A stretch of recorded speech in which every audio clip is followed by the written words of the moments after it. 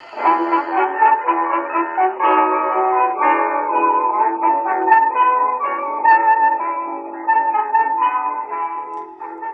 to another episode of Off the Menu. I'm your host, Vincent Franchini from Tumblr House, here with an elegiac, Charles Coulombe. Elegiac. Yeah, big time. Yeah.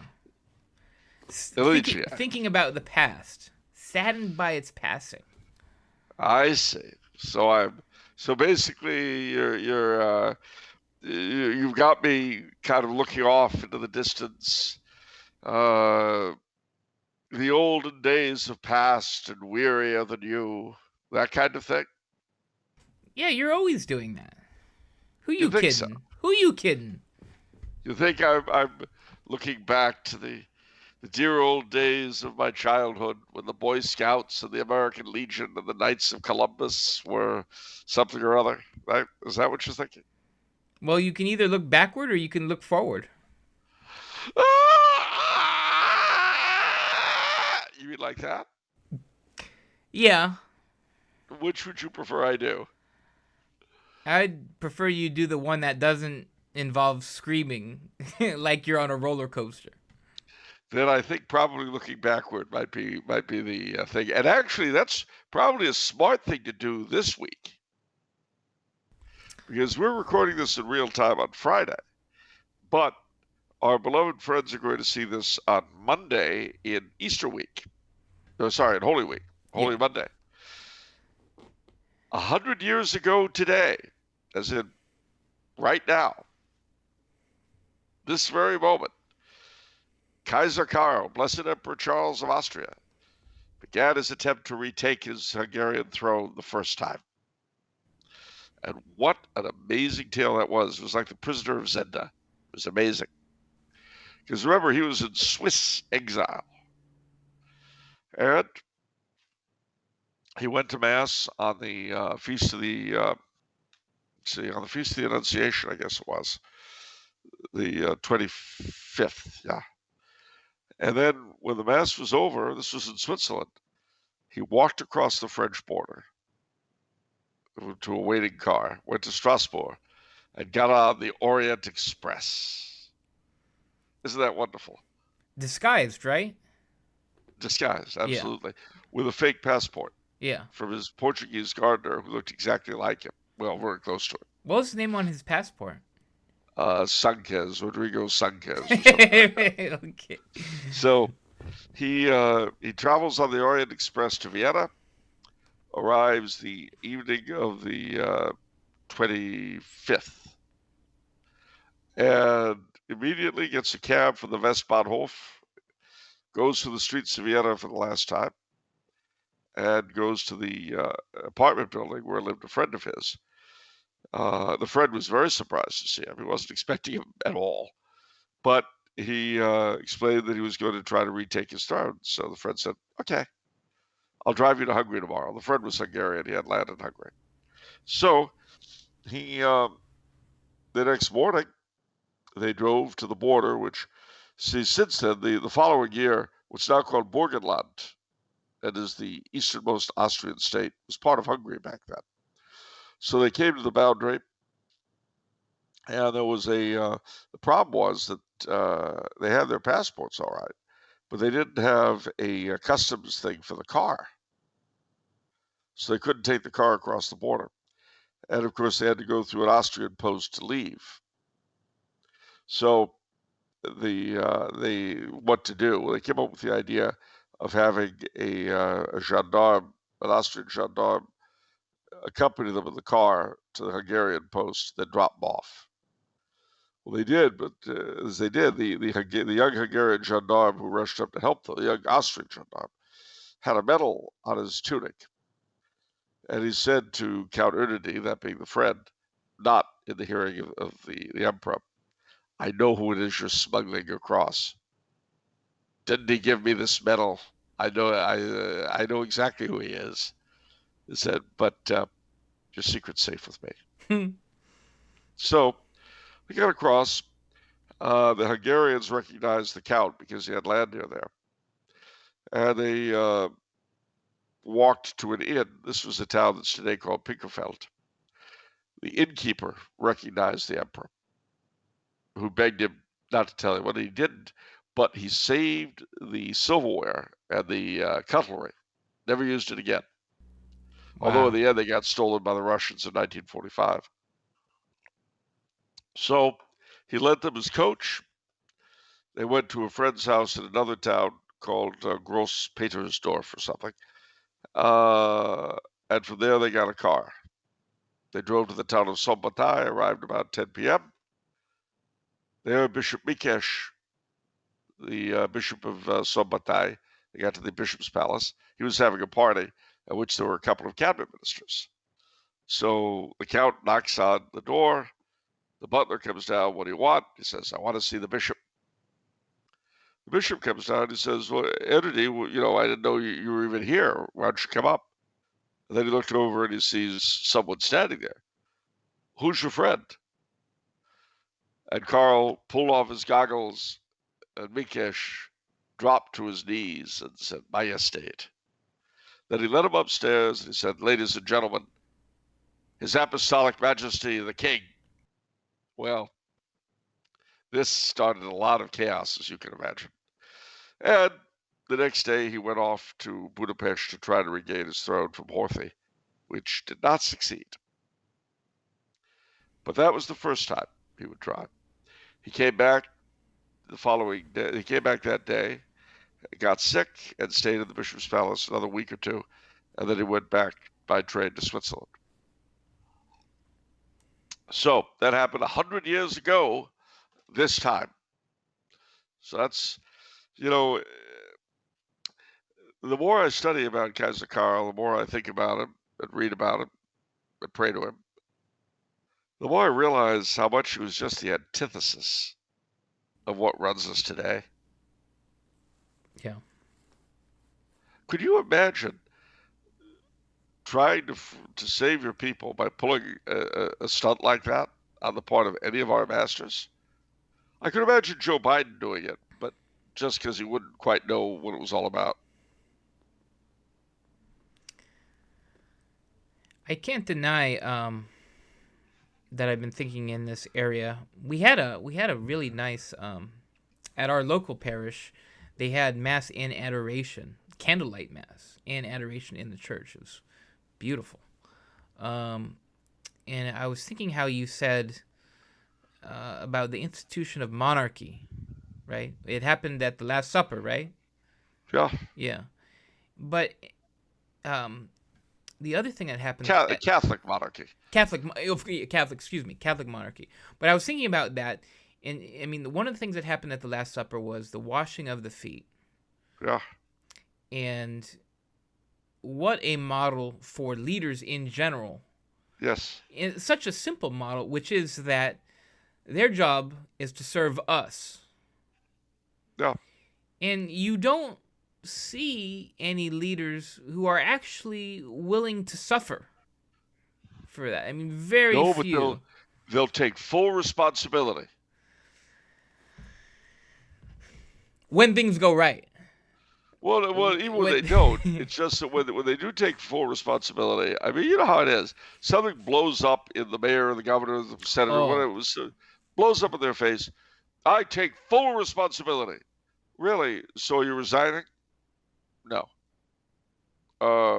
Giving up your salary for a year? No. So what exactly does your taking full responsibility mean? You fired some guy. That secretary of mine, boom, he's gone.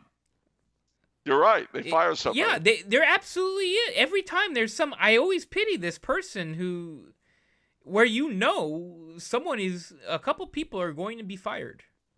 See, they should change the title. Instead of calling them like assistants or secretaries or whatever, they should just call them fall people. And when you're hired, you're going to get a good salary ripped out of the public trough. But the downside is that as soon as your moronic master screws up, you'll be fired. Yeah. Or you could be. It might be somebody else who gets the axe. Yeah. I mean, that's a good deal. I mean, you have a good run. Yeah.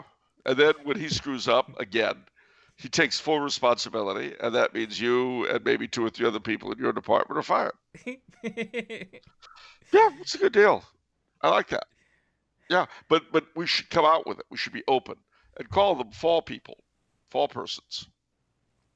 I like the idea where the politicians go to work, but they're dressed like they're racing for NASCAR, where they've got all the sponsors all over them, all Yeah. over there. Well, I'd be in favor just of them being regularly beaten. That's mean spirited. What? I mean, it'd be a trade. Power for pay, power for pain. That's true. There should be some trade off. There should be some sacrifice that the person has to do, which you would think would filter out the greedy people, and then only the people who are genuinely interested in the community would be willing to take the sacrifice. Like my dentist, for example. The former mayor of Alhambra, he would tell me that he always had to take a pay cut, to go and to do things. And I think that's why, in general, towns are run better. Wouldn't you say? Usually. Yeah. Yeah, I would say certainly. Yeah, I would say that's the case. And for that matter, I think non-professional legislatures are better. Yeah. That is to say, where you don't get paid for serving. Yeah. Now, the reason why they pay them is so that quote-unquote poor people can also participate. But that doesn't happen. A poor person who gets elected, he gets paid, and he goes to the state capitol, and he gets eaten up by lobbyists. Who wine him, dine him, do things for him they never had done for him before. Yeah. Why do you think it is we're always hearing about these poor schmoes getting into scandals and so on? Yeah. It's because you've got a full-time assembly, so you've got full-time lobbyists. Yeah. All right. What else is going on? Where would you like to take this introduction, Charles? Where would I like to take it? Well, I'd like to take it out for a quick snack. You know what? Not just a snack. I'd like to take this introduction out to someplace like Musso and Frank's or the Dresden or the Derby in Arcadia. And I would, I would buy this introduction. For starters, we'd probably have a round of cocktails, I think. On Holy Week? Really? Well, I guess it's Sunday. I wouldn't be taking this. I'm taking the introduction out on Sunday. Okay. So, having a couple of cocktails maybe. Then I think we'll have French onion soup would be good. Yeah. Yeah, and then for our salad, I'm thinking Caesar salad done tableside. Sure. Toss, cracking the egg and doing all that stuff. Yeah. Main course, steak Diane. Your favorite? Flambe, of course. Yeah. We do it flambe. And then, I don't know, I'm kind of torn as for dessert. What do you think, crepe Suzette or baked Alaska? I've never had exotic desserts like that. What are those two options? Well, they're both flambe. The baked Alaska is sort of a meringue kind of thing, but set of fire. And then the crepe Suzette are crepes that are flambe with rum, I think, or brandy. And white sugar, confectioner's sugar and all that. Very tasty. Okay. I'd probably do the baked Alaska then. Why do they call it Alaska? I don't know. Actually, I could look it up. I'm sure there's a reason. Oh, okay. All right, so I have baked Alaska. Well, that's Sunday. What about now? You're going to do all these nice things with the introduction on Sunday. But what about now? No, well, it doesn't have to be terrible. I take it out for, maybe we'd have an iced tea, fish and chips. Okay. I mean, it's not nearly as lavish, but I don't think it's bad. Okay. Well, now, and maybe I might take the introduction to a movie. Very nice. Well, I'm going to take the introduction to a place where we talk about what people did for Saint Joseph's feast day. Because you had asked people, right? What I did you do? did. Take pictures. Tell us what's going on. So let's run through that right now. First one, I think we got it on Twitter. Food Evansville. See what he did. It's pretty simple. He's got a Yeah. cannoli. He's got, I think, a cream puff right there. I love those. That's my favorite Italian pastry in the middle. And I'm it's not got sure. sort of one of those Italian ice cream things. Yeah, yeah. Looks Not good. it's I that's not like it. gelato though. No, I don't think so. No, whatever it is, it looks good. Yeah, I mean, it's not very lavish, but it's better than nothing, yeah. and it looks tasty. All right. Then we got some more from two different Andrews. The first one, Paisan says, "Ciao, Don Vincenzo and Charles. Here's some pics from our Tavola di San Giuseppe." And then okay, Tavola di San Giuseppe. yeah. That's what I've been talking about. You know, Oops. in the old country, we have these all over. Sicilia, Here we go. Palermo. So he's got a cross here of bread, which is pretty cool, and then a ladder of bread. Presumably, is that Jacob's ladder? I don't know what's going on. It's interesting. Maybe Joseph's. Who knows? He sent in two pictures. Maybe because he's a carpenter. Different picture there. That's a nice little. Lots of oranges and lemons, and pretty. Oh, and the lilies. Saint Joseph's always got the lily. Yeah. So, Mother Angelica always pitied Saint Joseph because he's always attached to lilies. It's like, why does he get the lily? Because he was French. No. I No? don't think so. No? Okay. Saint Joseph? All right. Saint Joseph stuff from another Andrew, who's a patron. To celebrate Saint Joseph's Day, I got decked out in my Saint Joseph Terror of Demons T-shirt. Let's see that. Oops. There we go. What else did he say here? Completed my 33-day consecration to Saint Joseph, and also wrapped up a novena to Saint Joseph. I also got to partake in my favorite tradition of all, the Saint Joseph cake. Pictured next. I prefer the cannoli filling to the custard.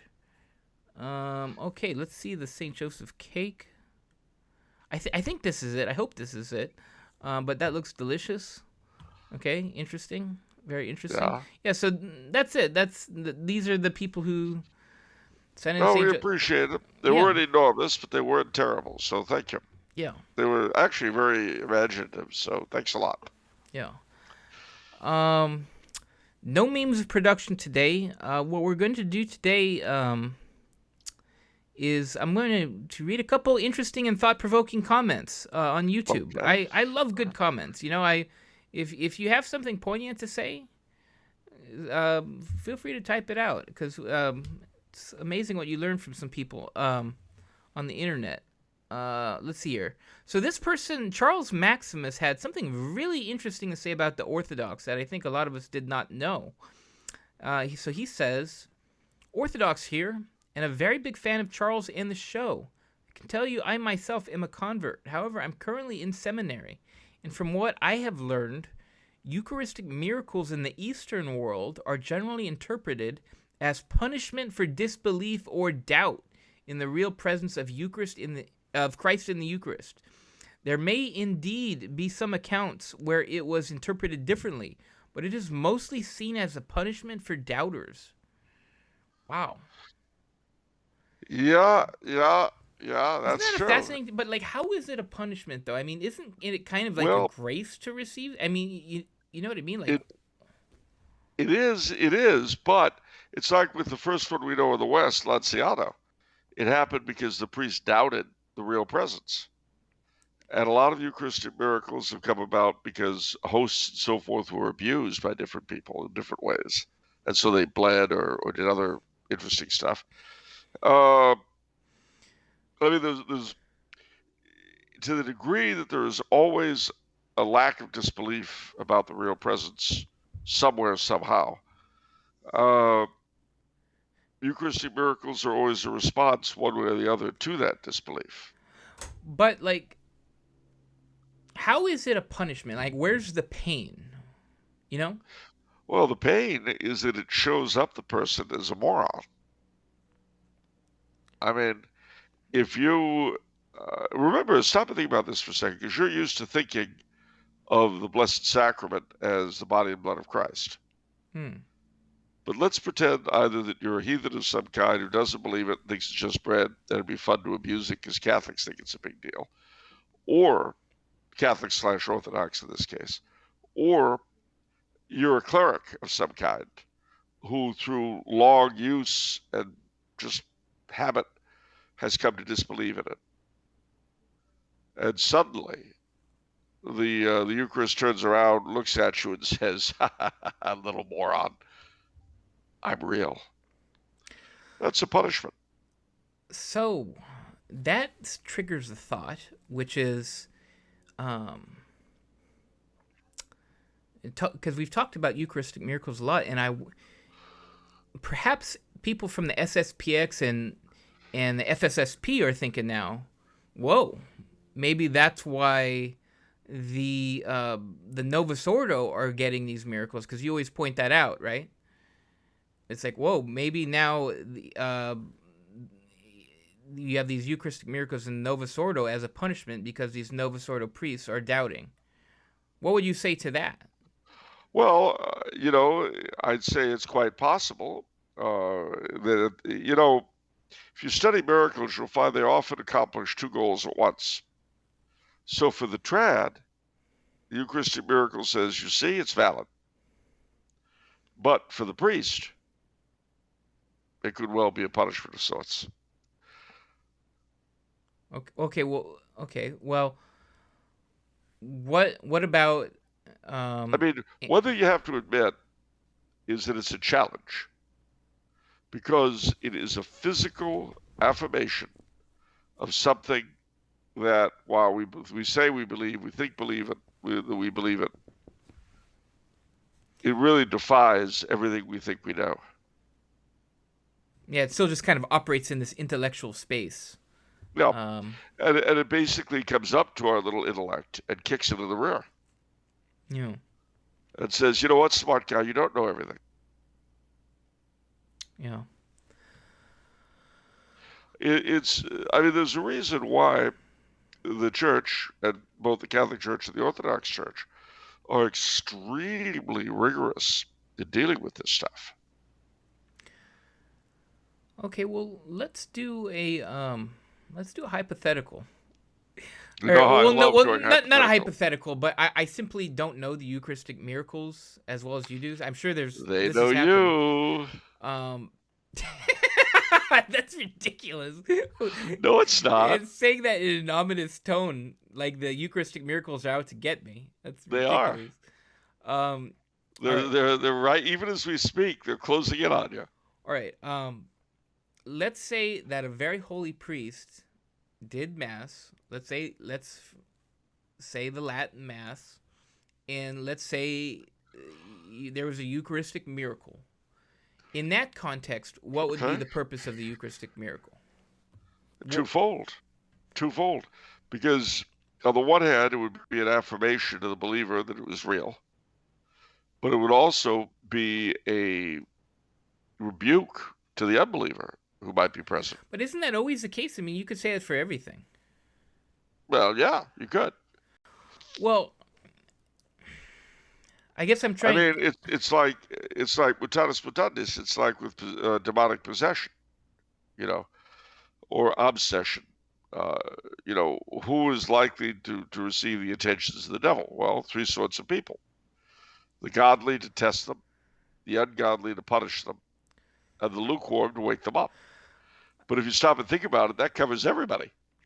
Well, I guess my question would then is posed to the Orthodox gentleman with the comment, because certainly, I mean, in the history of the world, there's never been a Eucharistic miracle done by or executed through a holy priest at Mass. I can tell you that, having since studied the Orthodox tradition far more than I had when I didn't know there was one, I know there are several stories they tell of holy priests who offer the liturgy, they serve the liturgy, they confect the sacrament. In a couple of cases, they don't see the miracle at all. But in one particular case, I'm thinking of this Turk in the congregation sees it. And he sees the baby infant in the sacred species. And he tells the priest afterwards what he saw. And the priest tells him, well, what that tells you is that God wants you to become a Christian. You're an unbeliever. And he's giving you a very definite sign that you need to become a member of the church. Wow. Okay.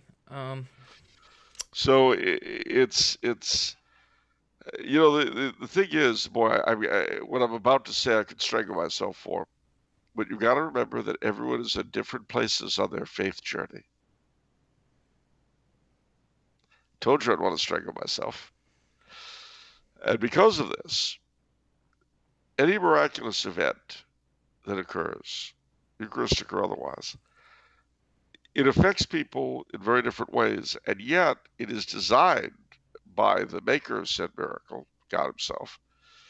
It is designed, in fact, to affect each of those people in the particular way it affects them.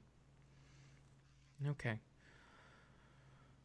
And you can imagine the priest, taking the Orthodox example, the priest who would offer that liturgy and serve that liturgy, as they say, and then gets this Turkish governor's son coming up and saying this stuff to him. This was, on the one hand, a great witness to the truth of the real presence. But on the other hand, it was also very frightening because, as you can imagine, having anything to do with the conversion of a Muslim governor's son could very likely result in death for you. So it's not just, isn't that great attaboy? It's also a terrible test. Is this Muslim soul worth it to you to risk your own life? Wow. That's a good dissection. Well, see, that these things always cut several different ways because there are a number of different people involved. And yet, the maker of the miracle always brings to the table whatever is precisely needed for whomever.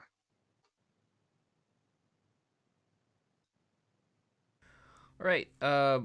We have another comment by Okay. Brian. One can't help but to think the fall of the Soviet Union was nothing more than a great reset strategy.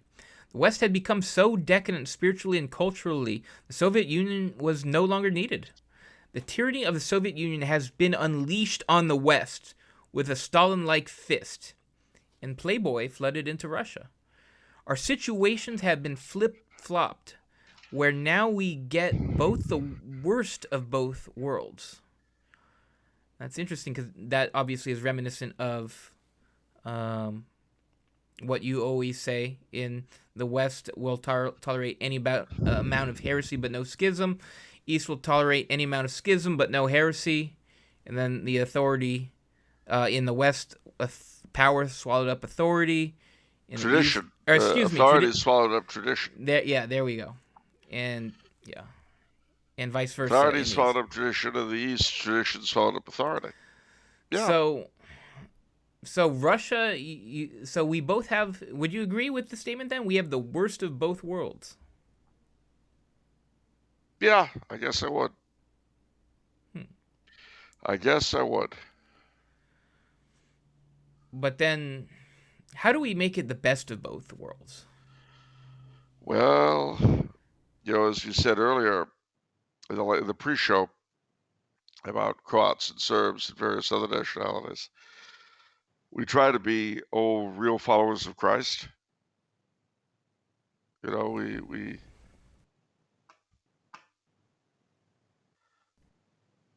We try not to give in to our own worst sides. We Westerners tend to be big individualists, and we feel that that's it.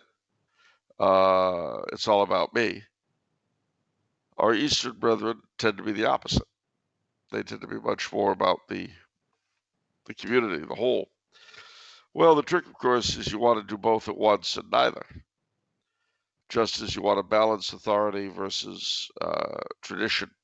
You want to balance, I don't want to say you want to balance heresy and schism because they're both bad, but you want to be able to repel the one as much as you repel the other.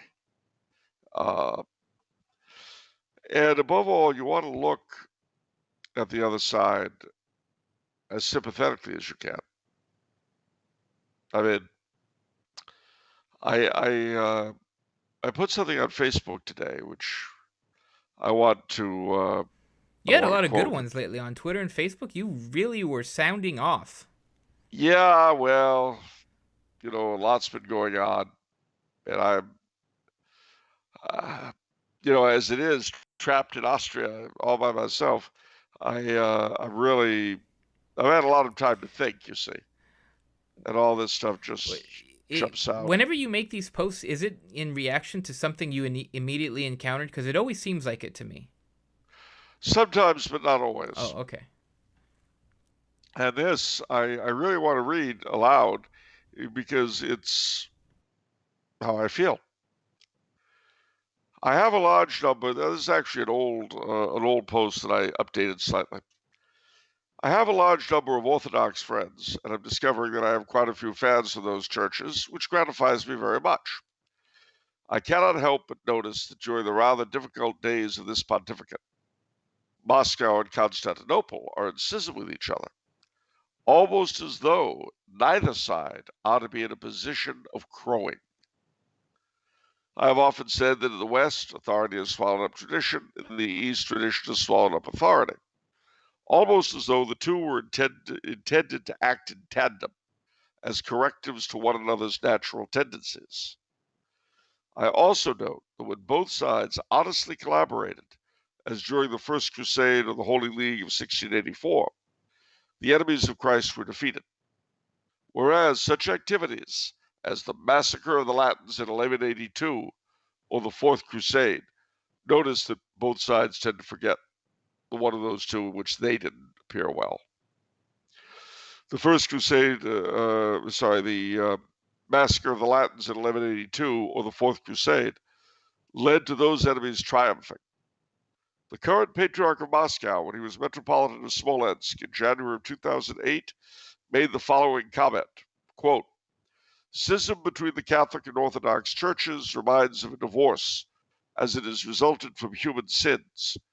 West and East divorced as they thought they would not need each other. Reunion is possible only through a spiritual closing in.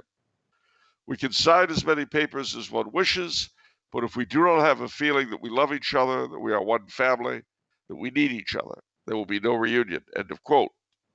No, indeed. Moreover, it must be understood that the schism is an ongoing sin from which both sides continue to suffer. The Sons of the Cross, the Virgin, and the Double Eagle should march together.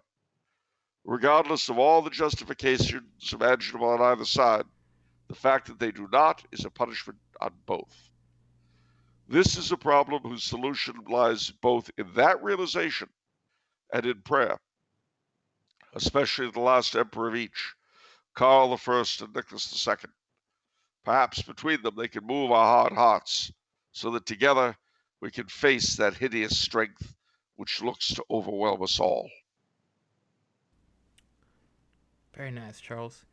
Something just hit me as you're reading that, and as we're thinking about the reunion of the West and the East, and it is in relation to talk about religious dialogue. And it seems to me that liberals, they always get so excited about doing dialogue with non-Christian religions. But I don't really see their take on, they don't seem to be as excited with dialogue with the Orthodox. Is that true, do you think? Yeah, I would say so. Why do you think that's true? Well, because dialogue, quote unquote, with the Orthodox requires a firm grounding in our own faith and a firm belief in it. Whereas dialoguing with Buddhists and Hindus doesn't require a great deal. And the other thing too, I also want to make a shout out to all my Eastern Catholic friends out there. Ruthenian and Ukrainian and Melkite and Coptic and Ethiopian and Syriac and Armenian and lots of others. Syro-Malabar and Malankara. I think I got everybody. Chaldean, Syriac, all you guys.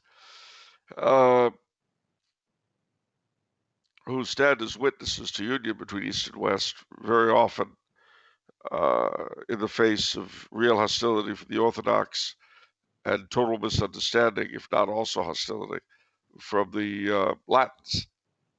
Good on you, gang. Good on you. Maronites. Gosh, I left out the Maronites. Boy, that was dumb.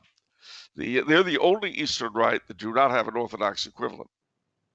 All Maronites are Catholic. So Denny Thomas was Maronite, just so you'll know. You know, the City of Hope man? Yeah. Yeah. He was Maronite. That's great. So is Marlo Thomas, his daughter, that girl. I mean, when she was Catholic. Yeah. All right. Moving. You're not impressed by Danny Thomas being Maronite. No, I kind of knew he was a good Catholic already. But he was the first non-Jew admitted to the Riviera Country Club. How do you get that piece of trivia? Because I studied the history of the Riviera Country Club. And that it just says that on a plaque. Oh, the first non-Jew to be Danny Thomas. Well, there's a reason for that. There's a great line involved there. See, the Riviera Country Club was founded primarily by Jewish people who weren't permitted into the Wilshire Country Club. And so they formed their own. And this included a lot of big-time celebrities of the era, like Jack Benny and George Burns and Georgie Jessel and people like that, Milton Berle. So, and some of the funniest afternoons there have ever been, I'm told, came out of the Riviera Country Club. If you can imagine a bunch of Borscht Belt comedians around a table, it would be difficult not to be funny. But they finally decided to admit Gentiles. Danny Thomas was the first one admitted, and Jack Benny's response was, well, couldn't we have admitted someone who looked like a Gentile? It was a joke. Lighten up. Okay. All right. It was Jack Benny's joke, not mine. He really did make it. No, we have to cancel him then. God help us. All right. I call on all ye comedians, Gentile or Jew, help me in this hour. I call on you to cancel culture. All right. Oh, destroy the spirits of the killjoy, the stick in the mud, he who can't take a joke. Smack his cancellation over his head, oh mighty comic spirits. I'm surprised. My mom was watching Breakfast at Tiffany's. I didn't watch it. I've actually never seen Breakfast at Tiffany's, but no, that's pity. It's a great film. Yeah, I'm sure it is. I love Audrey Hepburn. But she was talking to me about it, and Mickey Rooney's character. Oh no! That is gonna get canceled, Charles. You know, from the sounds of it. All right. Is it or is it not racist? It's funny. You think the Japanese stop? You think the Japanese don't use stereotypes in their films? If you don't, you've never seen a Japanese movie involving gaijin. Oh, so they're racist, so we can be racist. Everybody's racist. Wow, Charles. Wow, what a sad day. What a sad racist. Day. It's like, well, everyone's racist. What can you do? Enjoy it. My late father used to say, until we can all enjoy everyone's jokes, there will be no end to the racial problem in this country. And he was right. If you can't laugh at race, just tuck it up and set yourself on fire. I'll give you a match, and you can take care of yourself. No, I mean, you think the blacks didn't make fun of the whites? You ever hear of Mr. Charlie and Miss Ann? They make fun of the whites all the time. No, it's great. Chris Rock, Dave Chappelle. Yeah. Their stand-up relating to white people is hysterical. And it's very often true, which is the thing about comedy. Yeah. So Now, the problem with the morons trying to suppress ethnic comedy is that, don't get me started, stereotypes are a big part of ethnic comedy. The stage Irishman, the stage Italian, the stage Frenchman, who doesn't bathe but is a great lover, that kind of thing. Where would we be without them? Where would we be without the weird uh, stereotypical Englishman who somehow manages to be a low Cockney and an Oxford graduate at the same time? I don't think I've seen that one. Oh yes, yeah, I've got that. Yeah, but that person's an Oxford graduate too. Really? Well, no, but I mean, you'll find you'll find they go back and forth between the King's English and Cockney. Okay. All right. I think people who get upset by this kind of thing probably weren't weaned properly. Okay. They were introduced to solid foods either too soon or too late. Also, there may be toiletry issues. I think there's a very, very good chance that a lot of those who are complaining and trying to go into counseling right now probably have deep-seated toiletry issues. I think it's very widespread in our society. Experts agree. Studies show. Okay.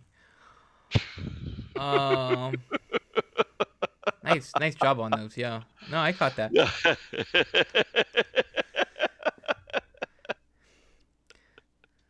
All right. What's it like? 7 out of 10 dentists agree. Yeah, of course. What was the? Oh man. That's right. Because you know what? If we just get the right man, we vote the right man into office, everything's going to be fine. I think I've been voting for 40 years, and I know it's true.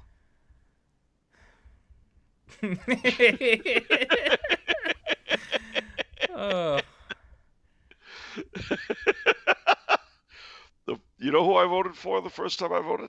Speaking of elegiac. Well, what year? Well, let's see. I was 18 in 1978, early, but there was no presidential election that year. And I was in beautiful Roswell, New Mexico. I voted for president for the primary. Okay. And that was for Ronald Reagan in the New Mexico primary. Well. And then I voted for him again in California because, of course, I was done with NIMI by that time. I voted for him again, and he was elected. And I voted for him a second time when he ran again. See, so your vote mattered. It counted. Not really. But you voted for him, and he won. He did win, but he didn't deliver what I wanted out of him. Wait, Ronald Reagan, the patron saint of Republicans? Whom I met 3 times and revere. Yeah. But he didn't give me what I wanted. Sad. What I wanted was very simple. An end to infanticide. But then there'd be no reason to vote Republican anymore. Why would they ever do that? Why would you ever catch the carrot? Well, got me there. I don't have an answer for that one.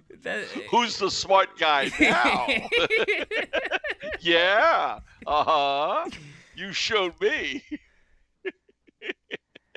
No, I mean, seriously, the distinctions between the two parties when you end infanticide, like, what is there? I mean, we're going to fake that we care about the border now? Everyone's worried about the border? No, they'll be caring about the border because people need, because on the one hand, people aren't reproducing. And on the other hand, we need people to work the factories and to pay taxes. You know, you've got a dropping birth rate. You need robots somewhere. No, I mean, we're not Japan. But so I mean, like when Trump was in charge, like we weren't worried about whatever abuse they're moaning and groaning at the border now. I guess Biden's doing something. I haven't been paying attention because everyone Well, just. Biden, I'm sure Biden is as aware of what's going on at the border as it is of anything else. I don't know. I just. I was very embarrassed for our president today because I watched a piece of a I watched a piece of a press conference he gave. They should not make that man appear in front of. They had a what is it? The president of Real Clear Politics on EWTN rate his first appearance, and he gave it a gentleman's C, which is average. I don't know what that means. I don't know if he's trying to curry to the EWTN crowd by feigning objectivity or what. I don't know. I don't know, but when I saw the poor guy didn't know what he was doing, and he sort of trailed off, with a little touch of senility. I feel very badly for him. I feel even worse that President Harris is waiting in the wings. To me, Biden is such an argument against democracy in and of himself, and that the fact that the voters aren't in charge. I mean, because you look at it 4 years ago, he didn't run and nobody cared. Because the powers that be said, okay, this is not your time, sir. So be a good doggy, step aside, and maybe if you're good, you'll get a shot at the big time. And he did. And nobody cared. Nobody's like, oh, why isn't Biden running? Well, no one cares.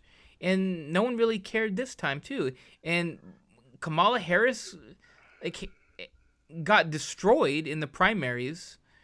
No one cared about her. And then suddenly there's all this energy that she's the vice president. What? Look. The voters decided none of that.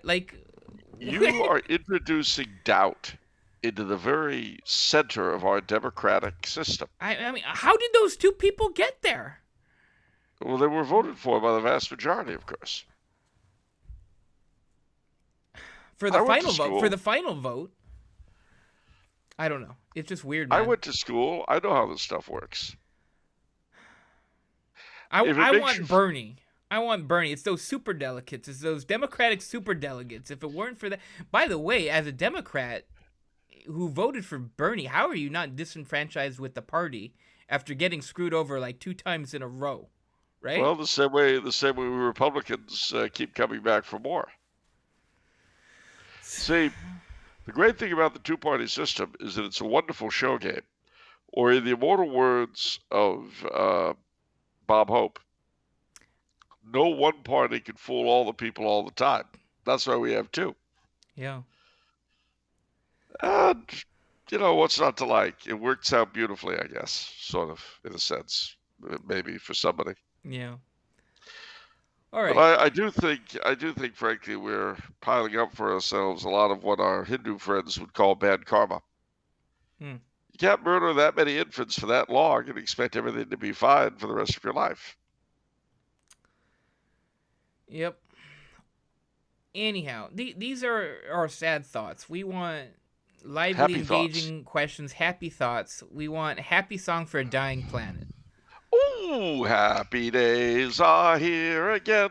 The skies above are clear again. Let us sing a song of cheer again. Happy days are here again. Yes. Is that better? That's much better. Thank you. All right. First question from Robert. He says, greetings, gentlemen. What does Mr. Coulombe think of just war theory? What does... He's all for it. He's in favor of it, yes. Yeah, I'm against unjust war theory. What does the church officially teach on the issue? And is it the same as the formulation made by St. Thomas Aquinas? I have been rereading, not just reading, but reading a second time, Star Spangled Crown. Oh, boy. And there, the King of America campaigned to return Liberia and the Philippines back to his fold. How did just war theory come into play there? For example, in the Philippines, the Treaty of Paris officially sold the islands from Spain to the American Republic. And then in 1946, the same republic gave the country its independence. Did James IV your king, right? Yeah. Did James IV here inherit the Philippines from the American Republic or from Spain? And how much does sovereignty claim? How much does sovereignty claims count in order to engage in just war? As always, God bless to you, Mr. Charles, and the Book Baron, and all of Tumbler House. Well, those are good questions. All right, just war basically requires three things, according to St. Thomas, and held on since then. First, that the faith be somehow or other at stake. Secondly, the war be defensive. Thirdly, that there be a good chance of winning. And of course, you have to have a just cause as well. So that's the just war theory. As far as the way it is applied in Star Spangled Crown, James IV saw himself as the successor of the American Republic's sovereignty. And at the time in which he was living, both Liberia and the Philippines were failed states. Their governments had collapsed completely, and they were both in states of anarchy, which he attributed to the American intervention in their histories. Because remember that both the Philippines, as we know them, and Liberia, as we know it, were the creation of the United States. The Philippines had a rapid period of Americanization superimposed upon centuries of Hispanic culture superimposed upon their Malay culture. Liberia was created because we brought American blacks to Liberia, set them free, and then they immediately set to work enslaving the Africans that they encountered. In both cases, this set up national dynamics that have been, shall we say, somewhat counterproductive. So it was the reasoning of the king that since America had basically set up the situation whereby these two countries had become failed states, the United States owed a debt of honor to both of them. Now, obviously, the various minor warlords and so forth who were tyrannizing over the peoples of those two countries didn't see things quite the same way, which is why they fought. And which is why, if you recall, the king's youngest son was killed fighting in Liberia. Yes, in a very overall touching scenario. Yeah, because the king could not not make the same sacrifice he was asking his subjects to make. Yeah. All right. Question from Covington. Okay. For the longest, whole city in Kentucky, you're asking this question? No, that's his first name. So Covington is not, in fact, a city in Kentucky on the Ohio River. I mean, this Covington is not that city. This person who is asking this question is not that city. Correct. No, he is a person named Covington and not the city of Covington, Kentucky on the Ohio River. Right. This person is not that city. So he's not sitting across the Ohio looking at Cincinnati. He could very well be Yeah, he could. He could potentially be. That would be something, wouldn't it? Covington sitting in Covington looking at Cincinnati. Could be. Yeah. All right. Now, so he says, for the longest time at my home parish, the tabernacle was located at a side altar. It wasn't until our former priest retired and a new priest came in that the tabernacle was placed at the far end of the sanctuary on its own altar as a part of church renovations. It wasn't until this happened that I realized how odd the former placement was, but looking at other parishes, I've noticed that my church was not the only one to have this odd placing. At what point did the trend of placing the tabernacle outside of the sanctuary or off to a side altar instead of the main altar start up? What was the impetus for churches doing this? Uh-oh. Gosh. Uh-oh. What do you call it when it's the past that you don't like? Yeah, you're elegiac. So well, let's be elegiac. But if you're a Legiac, it's usually over a past you liked, the golden days of childhood, not the horrors when you were locked up in a closet by a maniac. You don't get a Legiac over annoying parts of the past. Well, basically, after Vatican II, prior to Vatican II, the priest offered mass on the altar, and the tabernacle was there on the high altar. It was the center of the church. Now, this was a relatively recent arrangement, going back no more than 600 years, just a short time as the church sees these things. But it happened gradually.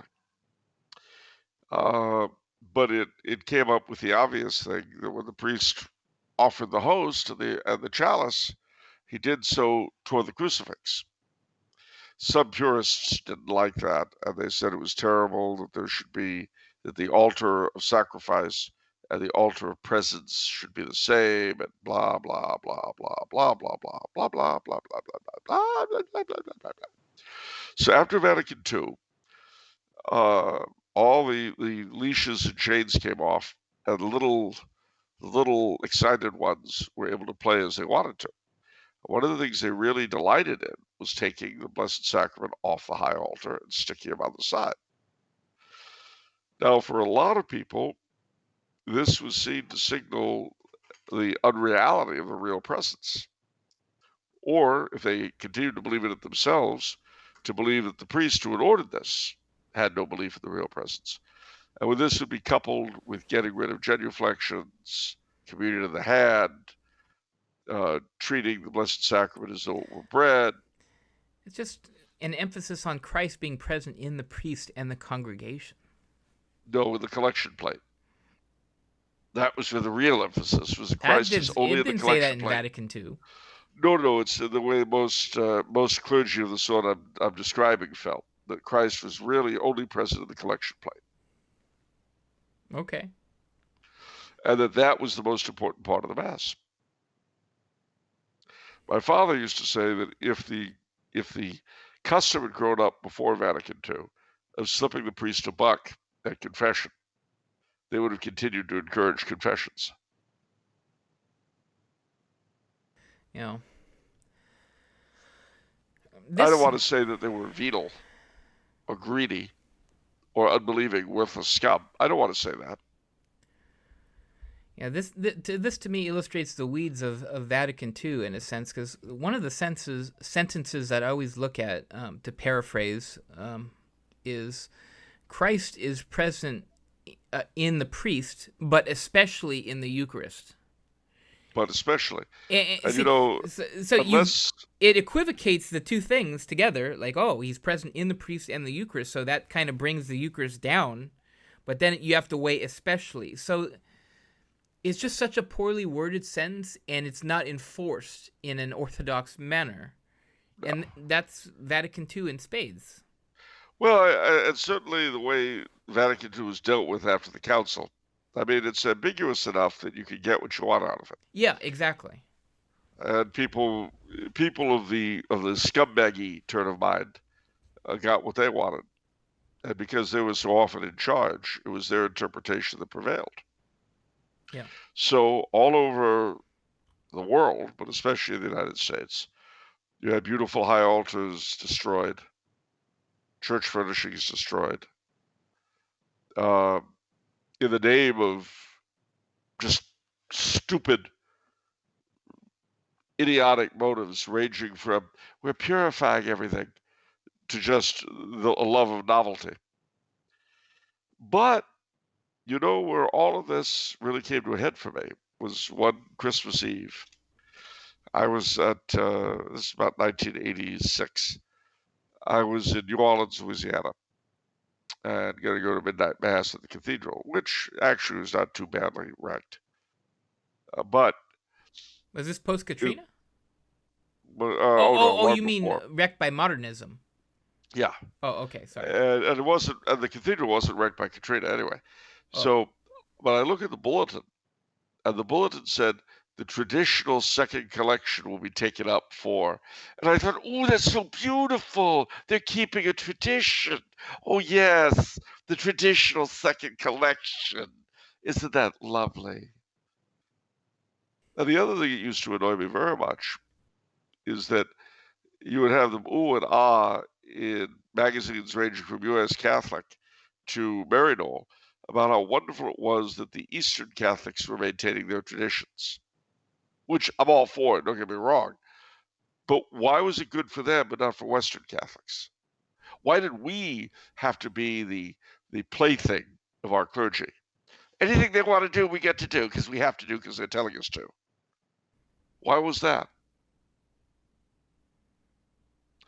Well, to put this another way, who died and made them gods?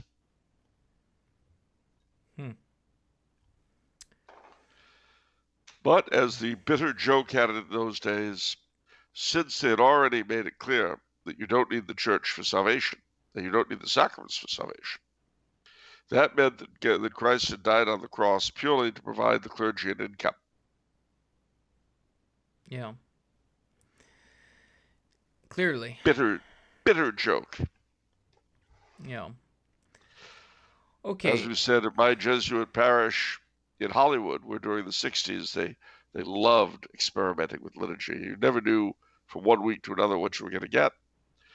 They spawned another bitter joke. One of the only two things that you can be assured will never change in a Jesuit mass. Wait, what? what Well, are the two they were things? constantly changing. They were constantly doing weird stuff. Yeah. So that led to the terrible joke. One of the two things that you can be assured will never change in a Yeah. Jesuit What are mass: the two things? the bread and the wine. Oh, that's actually bad. I told you it was That's bitter. really bad. That's a Oh, little wake up and smell the dead. oh man, that's Well, savage, Charles. it's a wake up and smell the sewage kind of joke. Oh man, Well, that's not fair I, to the good Jesuits. no, but see, they're never the ones in charge. And that's pretty extreme, where they're not even saying the words, right? I mean, they're not even like. Well, words, intention, matter. Yeah, I Ah, remember. I remember when we had mass sitting on the floor.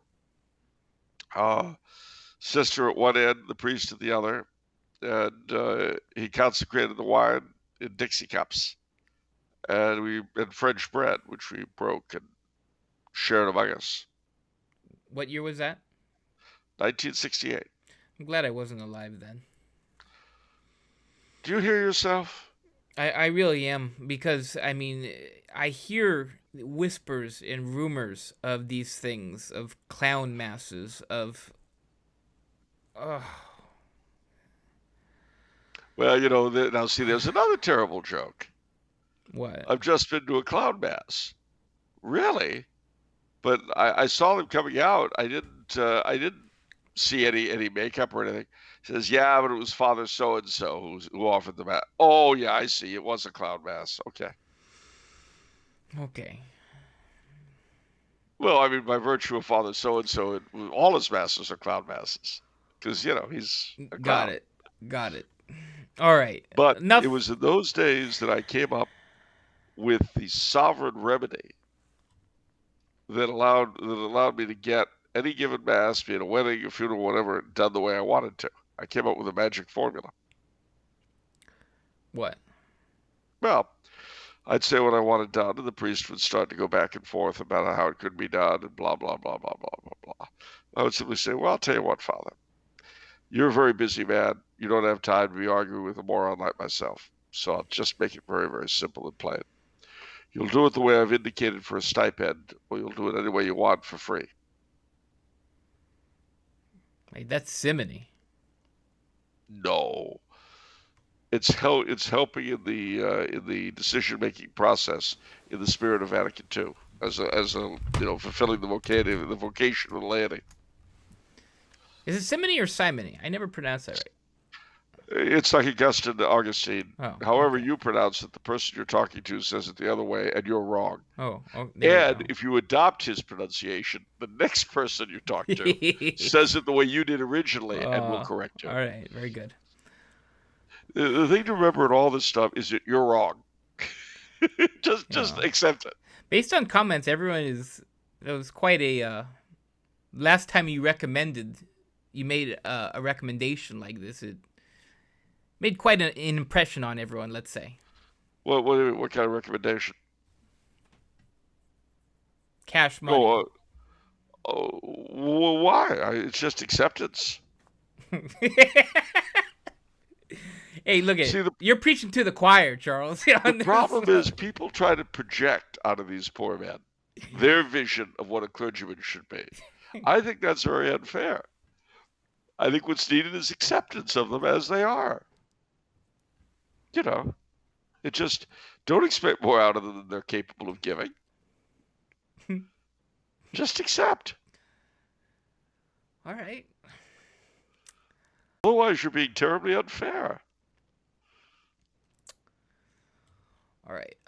Let's do the next question from Okay, Laura I think we Lay. can do that. After reading Charles's book on Blessed Emperor Karl, available at Tumblr House for $28, free shipping and handling with the book. Act now while supplies last. Batteries not included. Operators are standing by. Several notions stick in my mind. One of them is derived from learning about the protocols involved in a morganatic marriage, like that of Frank Ferdinand and Sophie.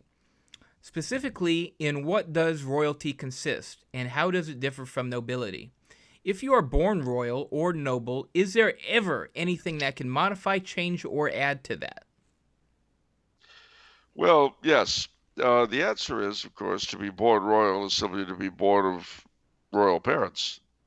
Ditto, but with nobility, it's a bit different. Because, of course, kings create noblemen as well as noblemen inheriting. So if a commoner does some tremendous deed or other, the king can make him a baron or a marquis or a count or whatever he likes. And from that time on, that individual, depending on what country he's in, that individual and his descendants are noble. Now, Britain is an exception to this rule. Because in Britain, let's say you're Baron Franchini, okay? Okay. And you have three sons. Well, the first is your heir. Well, you're the Earl Franchini, and he's Baron Arcadia, the lesser title the family once had.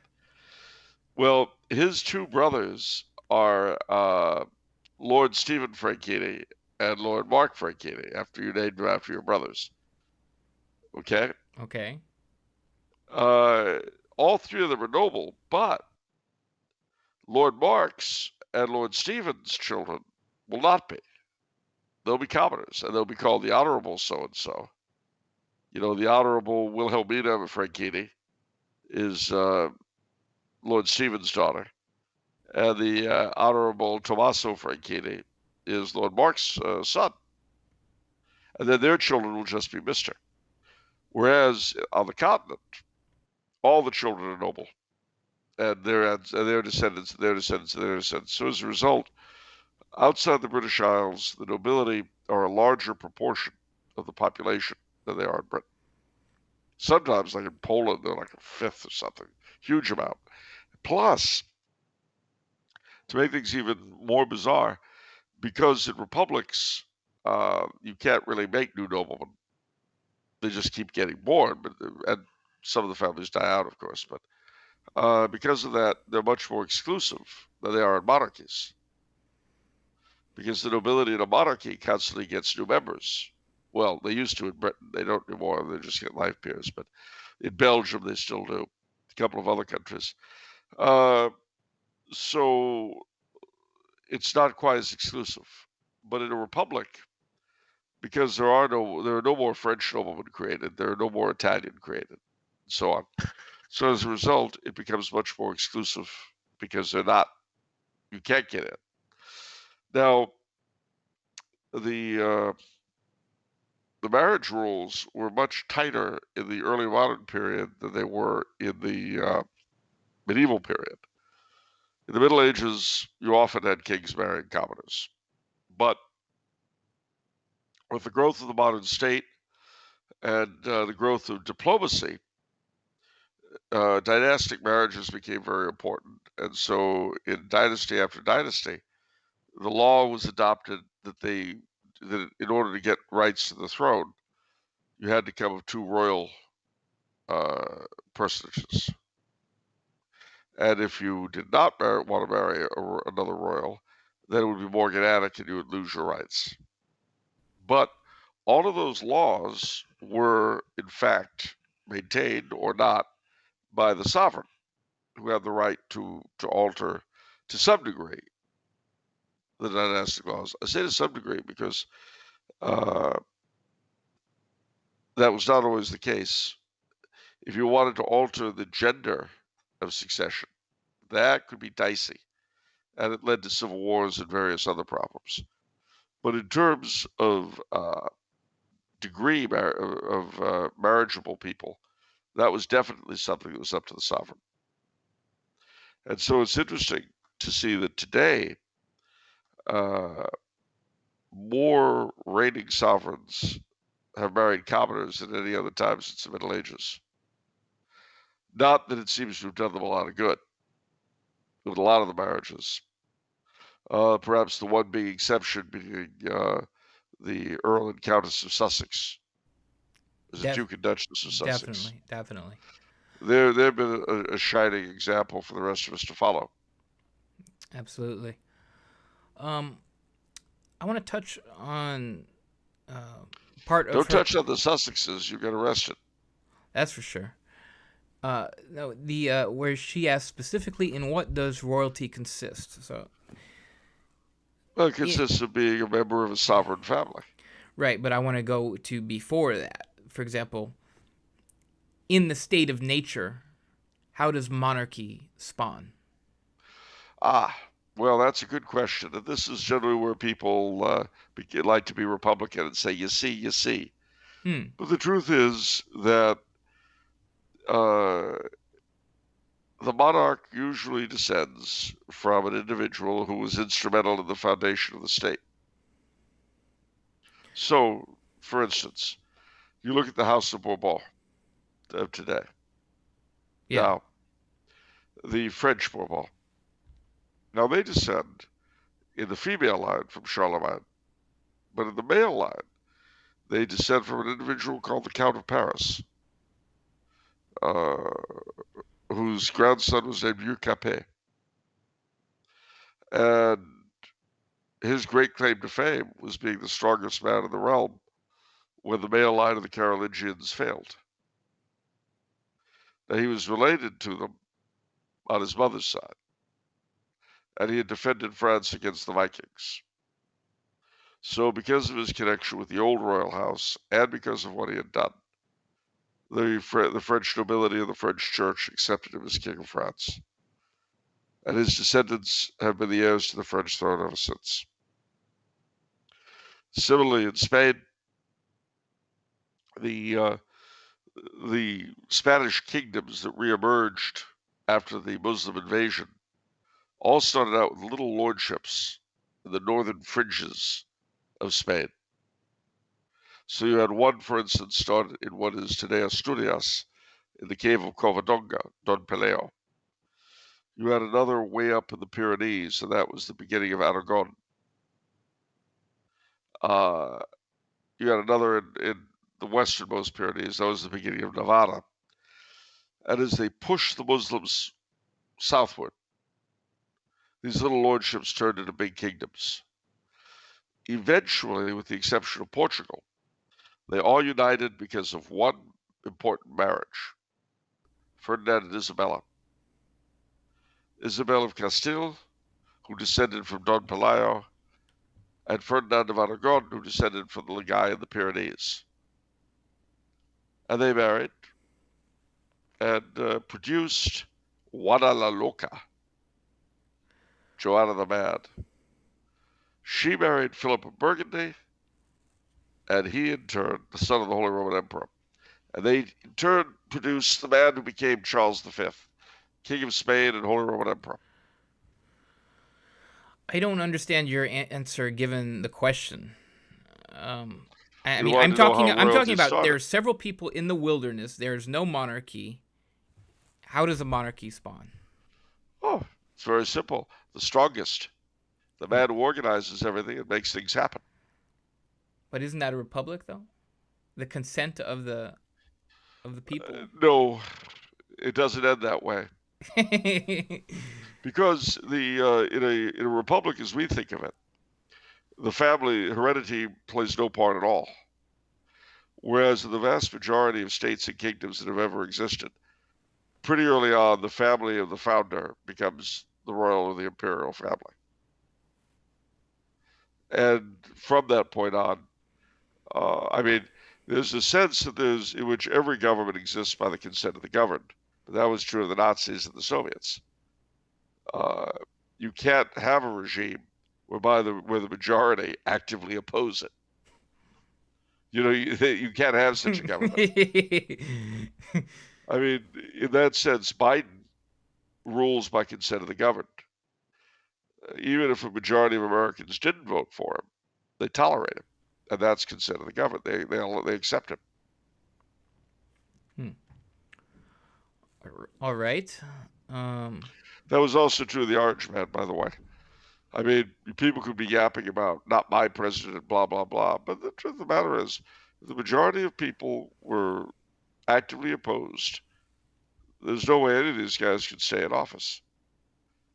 It's just that the majority of people at any given time do not oppose the regime they live under. Hmm. I mean, they may not like it, but they don't oppose it to the point of risking their comfort against it. Do you think if the United States mandated voting that would produce a fundamental change in the results? Not really. Australia has it. Belgium has it. They're screwed up. Okay. All right. We have a bunch of kind of more personal questions to finish off the show here. Ooh, Uh, personal. I did not know that woman, Miss Levinsky. I resent the implications that I had anything to do with her meeting Bill Clinton. I wasn't even living in Washington at the time, and I want the rumors to stop. all right. I'll leave this guy anonymous. He didn't request it, but I'll leave it so. Um, as I write to you, I'm a day after a breakup of a relationship that lasted 4 months. She was a That's fellow. an ominous. It's She an was a ominous fellow. question. I got you. I got you, Charles. Well done. She was a fellow parishioner, and we were both Latin Mass going Catholics. What ultimately got the better of us was personality differences. I being quite intense, while she was laid back, to the point of battling fatigue while I struggled with anxiousness. Towards the end, we had been fighting a good deal, and the thoughtfulness I tended to try and show was met with mostly indifference. I'd love to go into more details, but I'd love to hear if either of you have any advice for handling a breakup. It's been a sad ordeal, and sadder yet because I'll often have to see her on Sundays. God bless, fellas. Well, firstly, drink heavily. No. Uh, what I would say is that, better now than after you got married. That's the first thing. Secondly, uh, I understand very well that the breakup of a relationship like that feels like a death. It's a bereavement, no doubt about it. So you have to accept that. Uh, you feel like crying, cry. Try not to do it in public, but just let it go. Uh, but as I say, on the one hand, it's better that that you find this out now and not after you marry. Secondly, this also lets you know this should help fine tune what you're looking for in a woman. In other words, if you don't get on really well over the long term with a laid back lady, then you want someone whose intensity is like your own. Now, see, that too has a danger, of course, because two intense people can drive each other literally up the wall. But every affair of this nature that you go through should have the effect of fine-tuning a little bit better what you're really looking for in a wife. So it need not be a waste. I think, too, that you should also bear in mind that if you lived in a small village in pre-Vatican II times, you'd be stuck the same way. Yeah. Yeah, it's a terrible feel. It's especially rough that you keep seeing this person. I've been in that situation, and it's just, oh man, it's the one song that really captures it perfectly. It's the lyrics. Now you're just somebody that I used to know. I don't know if you've heard that song. It's kind of turned into a meme, but it captured the emotion and sort of the mortification and humiliation of that situation where this person was so much to you, and now you see each other and you're like strangers, and it's Yeah, a horrible, horrible feeling, and I'm really sorry that it's rough. Anybody going through this? it Um, is. the my 2 cents on this. I think the most important thing um, is I think you have to get back on the saddle, and you have to stay in the game. If not, enter a relationship, have your eye on somebody else, because if like there's kind of no one in the picture, there's actually nothing to fill in that void, and this thing is going to be like a dark cloud over you as long as you're just kind of floating. So Yeah, you have to get back in the game and just hang, be social. You don't have to date anyone instantly, but you know get that eye, just you know check out the scene. You know what I mean? yeah. Don't uh, don't withdraw in on yourself, Yeah. especially if you're of an intense nature. You know, the intensity has a lot of benefits, but it has some drawbacks. Yeah. Yeah. So try not to turn inward. Yep. All right. Oh, and one other thing, don't feel you've got to settle just to keep from being alone, and do not rebound. That too. Rebounding is never ever helpful. That too. And yeah, don't settle. Avoid relationships where you feel lonely. That lonely Yeah, feeling when you're in bad relationships, like anyone who's been in a bad relationship knows what I'm talking about. That lonely feeling that you have, that should be the sign that it's not going to work, and you yeah. just need to get out. And it how do I put it? If you're well, again, if you feel like you're carrying the whole weight of the thing, you're always the one who is having to initiate stuff. Uh, just it might be time to pack it in, because there's a movie. I didn't see the movie, but I remember the title. I think it's something the effect of "She's just not that into you." Well, it happens, and when it does, let it go. Plenty of other fish in the sea. Old saying, but it's very true. My last bit of advice, I think it's very important. I've said it before, and I will say it again.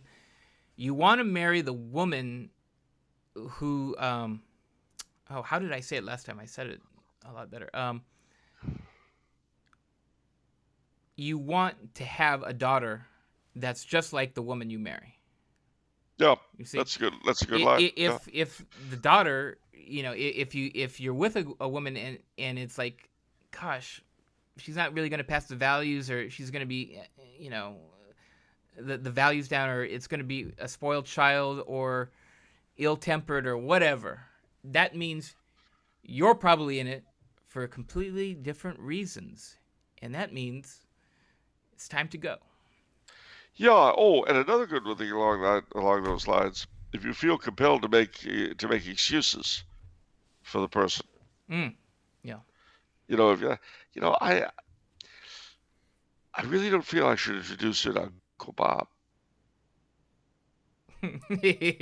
Yeah, yeah. And you've got to ask yourself, well, why? Why don't you want to introduce her to Uncle Bob? Hmm. What's the deal? Uh, you know, anything like that, be careful. That's a good one too. Yeah, I've definitely had those thoughts, and I've never. Yeah, Well, I mean, what, are you ashamed? yeah. That's Well, no, but he won't like what? What is yeah. it? You don't want to introduce her to Uncle Bob because he's going to object to the fact that she's got tattoos on her back and she's a go-go dancer. Well, That it could be that it's not just that Uncle Bob is a stick in the mud. yeah. Maybe your intuition that the whole tattooed go-go dancer thing would annoy him. Maybe there's a reason why it would annoy him. Also, the piercings would get under his skin. If she's got so many piercings, she sets off the alarms at the airport. Think again. All right. So good luck, everybody. All right. Yeah. Next question from William. Here's a question primarily for Vincent, though Charles likely also has some insight. Often I seem to find myself discussing something important about the faith, morality, philosophy, etc., and I will recommend a book or even ask for a book recommendation. More and more, the discussions turn from defending my position or religion to defending reading in general. At my workplace, there are several people who seem to be proud of never having read a book since high school. I can't help thinking about Sister Lucia, whom the Virgin Mary told to learn how to read, or St. Catherine of Siena, who was taught to read by the Holy Ghost. It seems to be important to be able to read, not just for knowledge and growth in virtue, but for salvation. Disability is excluded. What are some good ways I can encourage others around me to read more? I give people books all the time, but often find that they will sit unread. Although one gentleman did finally read The Secret of the Rosary after a year, so I give that one out a lot still. Thank you both, and keep up the great work. Thank you. Well, to be honest with you, if you're in a situation where you want to make a point, but the other guy's ignorant, and you say, well, before we really get into this, you should read this and such. I don't read. Well, you know what? If it's not worth studying about, it's not worth talking about. So it's okay if you don't want to read about it, but we're not going to talk about it because you don't care enough about the issue. So it doesn't matter. I would say to that person, you don't have to read slave. You can be a perfectly good slave without reading a book. In fact, in order to be a good slave, it's best that you don't read any books. In fact, I forbid you to read any book. As a slave, why would I want you to read a book? You get some newfangled ideas in your mind. An ignorant people is an easily ruled people. No, that's right. They're doing their best to, it's actually your coworkers who won't read are public spirited, probably more than you are. They want to go along with what our masters tell them. Bark like a dog. They say arf.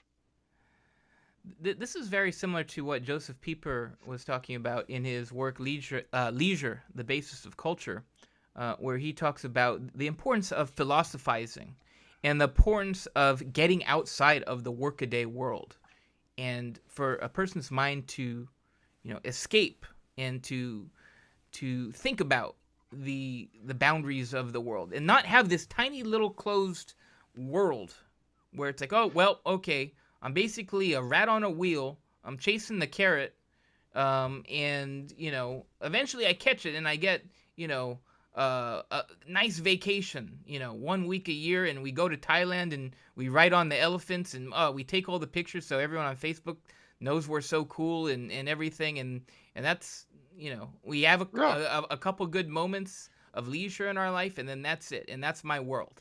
Well, yeah. Why would you want more? That person is actually trapped in the matrix. Well, yeah, but why would you want more than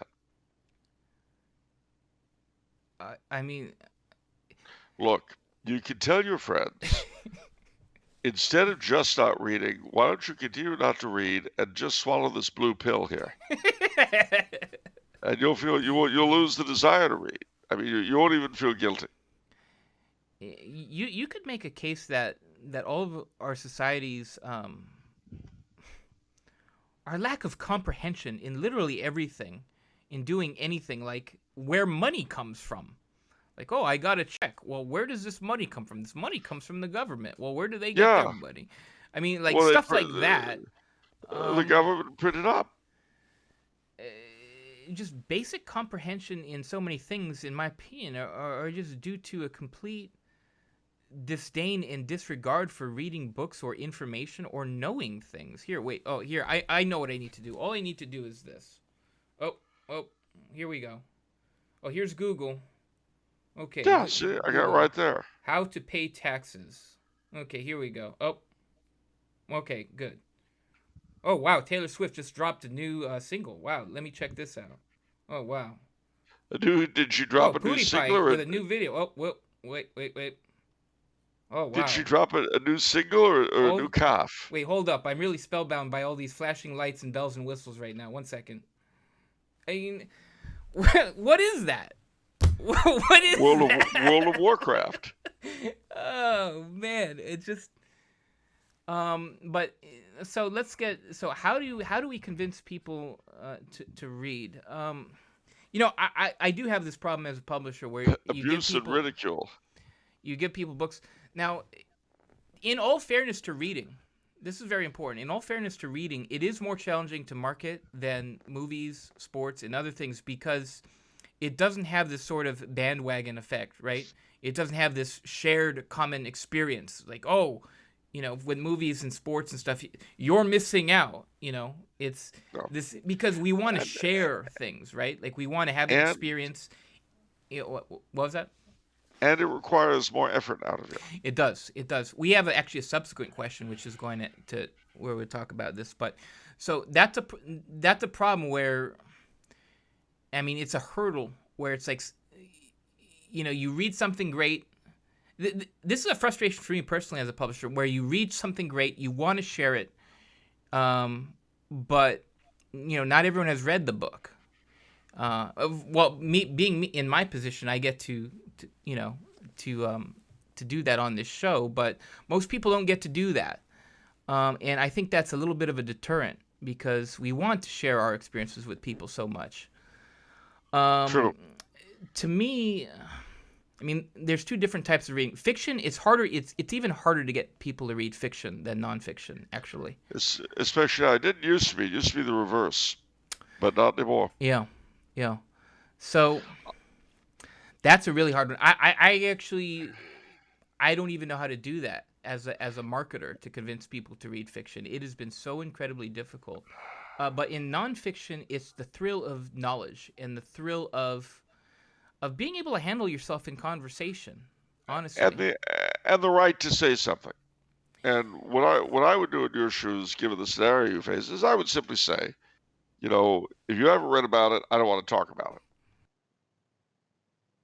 You will find that people may even, just for the sake of being able to argue some drivel, they might be able to be willing to read about it, just so that they don't have to listen to you shutting them up. It really comes down to, I think, a type of hunger in a person, a hunger. And either you have that hunger or you don't. That's very true.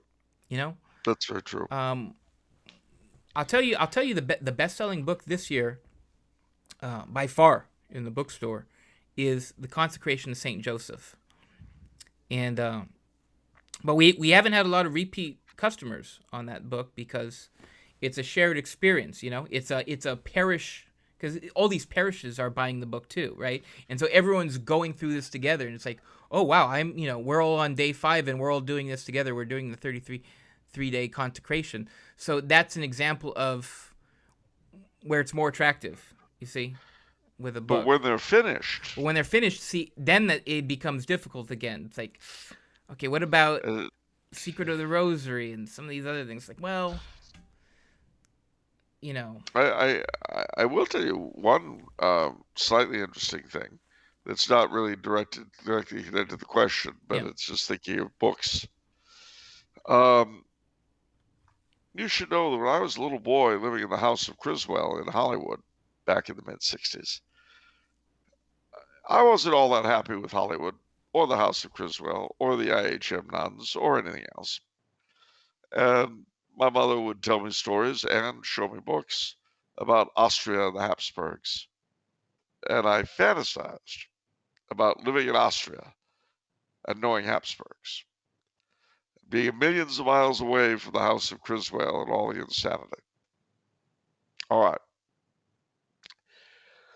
I just was recently contacted by a fellow whose biography of Criswell is coming out. It was just bought by a British publisher. So it all came back in his conversation with me. And of course, I got me to thinking about that time and place. And then I thought, isn't that funny? Here I am living in Austria, knowing Habsburgs, and now being drawn back to Hollywood and Criswell. Yeah. And it only took 50 short years. But books, there's a wonderful phrase in the L.A. Public Library. You should go in one of the entrances. In the world of affairs, we live in our own age. In the world of books, we live in all ages. Never forgot that beautiful phrase. Thank you for mentioning that, Charles, because that actually is I think that's one of the reasons that Catholics in particular read a lot, is because reading old books is a way to escape, even if it's nonfiction. Yep. It's fresh ideas, different. And the people who are writing them are unaffected by what you're dealing with. Exactly. If I'm writing about something in 1948, all right, obviously World War II, very much, the Depression, World War I to a degree, are what are informing my writing. Yeah. But cancel culture, put a pie, whatever it is. Yeah. No. Yeah. No. So, anyway. Read. Reading is fundamental. Oh, wow. That's so... All right. Great. All right. Our last question today is also about reading. It's from Connor. Is he in favor of it? He's very much so. So he says, "Greetings, good Sir Charles and Sir Vincent, Machiavelli's ideal ruler Franchini." That man just nailed you to the wall. He took a spear, and there you are. You're like a stuck butterfly. You can't escape. That's fine. I mean, an ideal ruler, that's great. Yeah, according to Machiavelli, but never mind. I guess you got to take what compliments you can wherever they come from. All right. Ever since I had that unfortunate accident where my new copy of Chivalry smashed through my window strapped to a brick, I've really been trying to keep my head down and read more, especially more fine books from Tumblr House. That's probably smart. In truth, when I ordered Chivalry, I also ordered your book, Marie Antoinette, Daughter of the Caesars, as a Christmas gift, which allowed me to get free shipping and handling, arriving also via brick. I should put that like on the delivery options where it's like USPS Media Mail, USPS Priority Mail, UPS Ground, and brick. Correct. Yeah. Well, it's certainly much more effective. I mean, it certainly gets people's attention. Yeah. So he goes on to say, this in turn led me to think of a new possible Tumblr House motto. Tumblr House, you got your books, didn't you? Well, Uncle Giovanni would have seen the simplicity inherent in that. Absolutely. Very 1930s New York. I'll say. Back on topic, I do have a problem I hope you both can offer advice on. In fact, He's on topic. God help us. All right, fine. I don't care. Be that way. In fact, you touched on the issue a few episodes ago. I used to be an absolutely voracious reader from the time I was little to the end of high school. But since graduating from college several years ago, I have not been able to truly enjoy reading in the same way I used to. I think perhaps college turned reading into a chore. I feel like I might not be alone in this. Many of my friends have not touched a book since then either. I read Star Spangled Crown and I'm working on Blessed Charles of Austria, and both are fantastic. But when reading anything these days, it feels like a struggle. After a long day, I regularly turn to video games or television as de-stressors, and I don't want that to be the case. I want to rekindle that love of reading. How can I reignite that flame? How do you put down the controller and pick up the book?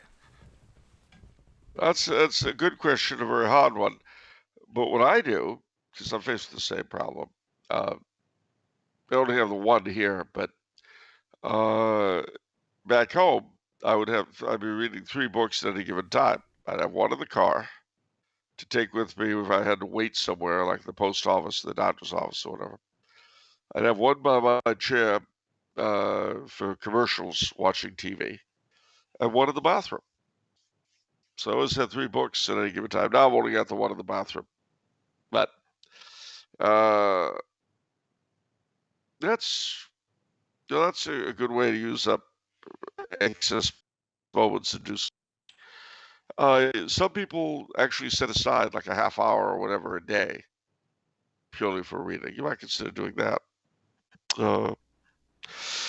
But it is hard. It is hard because these other media that are around us are, they on the one hand, the experience is much more all-inclusive on the one hand. On the other hand, though, it doesn't require as much effort out of you. Because a book does. A book, if it's fiction, it requires your imagination. And even if it isn't fiction, it requires your thinking. Whereas this other stuff, rather than exercising your brain, it massages it. And take it from me, a good massage is always better in terms of how it feels than exercise. Now, whether it actually does you more good than exercise is another issue entirely. Connor, I have had this exact same question in lament. Absolutely, 100%. I was so frustrated. Like, why can't this just be natural and easy to just read constantly? But you have to be fair and honest to yourself. You come, if you have a job, 9 to 5, you can't just come home and start reading books then. Like it, that's like saying, why, after playing a 60-minute basketball game or 48-minute basketball game, why can't I do calisthenics now? Why can't I do jumping jacks? Why can't I lift weights? That's a fair question. You have to be. Reading is, it requires some brain power, and you've just exhausted it at your work all day. So you have to be reasonable to yourself a little bit on what you can do. It's not the same as playing video games or television. But with that being said, Charles made a great point of 30 minutes a day, and that's actually kind of what I try to do, is before bedtime a little bit, is 30 minutes a day. Because if you do the math on that, if you just read 10 pages a day, that's 3,500 pages a year. What is that? That's going to be like over 10 books a year, and that's way more than anybody reads a year. So, way more than most people read. That's for sure.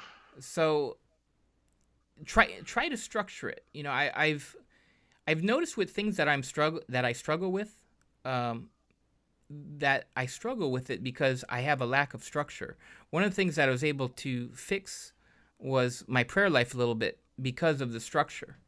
Now, reading, praying with family at a certain time, and it kind of having a commitment in that way. It gives it a structure that I didn't have before, and I think the same is possible with reading. You kind of have to get into a rhythm. But I think Yeah. too, try to read something that you enjoy. Perhaps something that's not dense and difficult, but something that's an easy read too. Where you can go through it. It's a page turner, and something where you really just soak it up. You know what I mean? Yeah. To get that enjoyment again. So, yeah, I think that's how you Yeah. reignite that flame. I think so. I think so. But don't you? It's not fair to treat reading as a de-stressor. You have to think. The other thing to tell yourself is, it's something that's productive. You're building something. Yeah. And it like anything else worthwhile, it does require a certain amount of effort, which is why it's not the best distressor going. Yeah. Uh, but whatever you do, don't beat yourself up over all this stuff. I'll tell you, there's an old saying, be kind to everyone you meet. Everyone is going through tremendous struggles. That's true. It's also true of yourself. That's the last question, but I hate, especially with Holy Week coming up. We have one more week, ladies and gentlemen, to get ourselves together for Easter. We've got the Triduum coming up. Well, next week we reconvene after today. It will be Easter Monday. Absolutely. You'll be picking out on ham and lamb and stuff like that. Deviled eggs.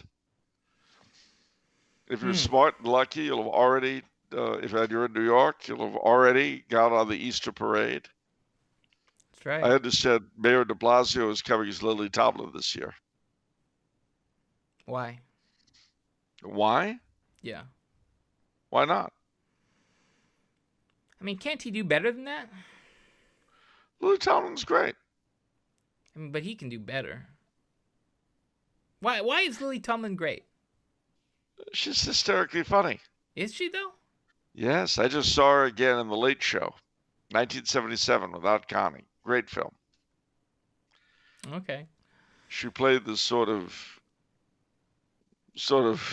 blissed out hippie chick who gets involved in a mystery.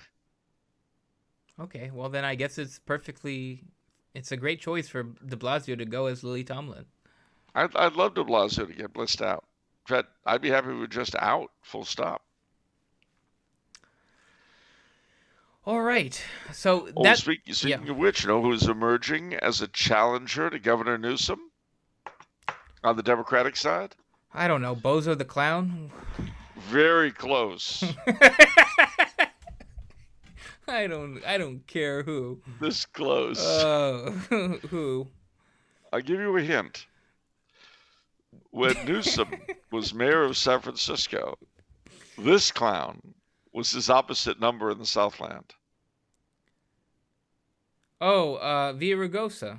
Yeah. The man of special distinction in my mind. The man who basically scammed the delegates to their face at the Democratic convention when he took a vote for yeas and nays, and everybody said nay, and he passed it through anyway. And everybody's like, what the hell is the matter with you, sir? We just said nay. And I mean, that was democracy in action if I've ever seen it. Oh, imagine him succeeding Newsom as governor. Only he could succeed Newsom in several forms of that word. Only he could succeed. It's a race to the bottom. How does this happen? Who's the person? Democracy, freedom. Where are the people who say, yeah, you know what, Villa Rugosa, this is going to be great with Villa Rugosa at the top? Well, see, you got to bear something in mind about California. Ever since they brought in the open primary, it's a one-party state. And that one party is the party of stupid. What I don't understand is, like, these certain states in America are so infested continuously with the Democratic machine that I mean, they're entirely responsible. And why don't people have eyes to see and ears to hear? Like, oh, well, this is California. California's going down the tubes, but the Democratic Party's still great. I don't get it. Because they're stupid. They're stupid. And they're paid off. I mean, look, take California, for instance. Please. No, California is filled with retired state employees, all of whom get really good pensions. Yeah. So they're going to vote Democratic. So basically, too many people have a little piece of the pie with the Democratic Party that we're all just going to vote that. Yeah.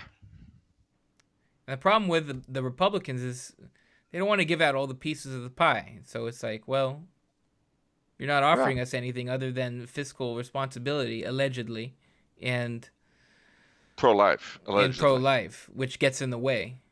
Which gets in the way. It's the way you wave the flag for pro-life whenever you want to consolidate the base. But look at it this way.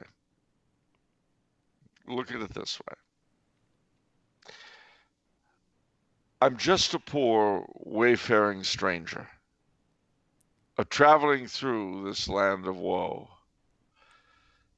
I'm going home to see my father, although the way there I do not know.